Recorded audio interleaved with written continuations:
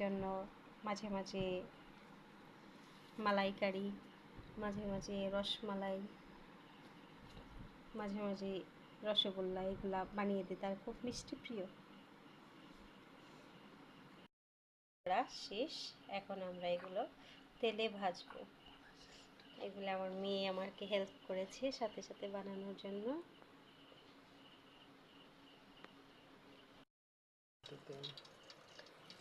আমাদের এখন কমপ্লিট, এখন আমরা এগুলো তেলে ভেজে নেব। তেলটা একটু আসলে রাতে আর রান্নাঘরে যাইনি, কুকারেই করে ফেলছি।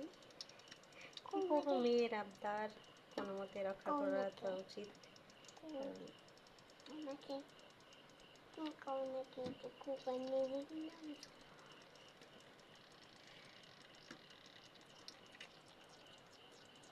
আসলে কুকারে সব কিছুই করা যায়।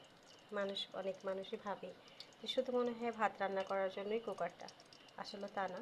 কুকারে অনেক রকমের আইটেম আমি রান্না করি, সব কিছুই, এমনকি ডিম ভাজি পর্যন্ত আমি করে খাই কুকারে।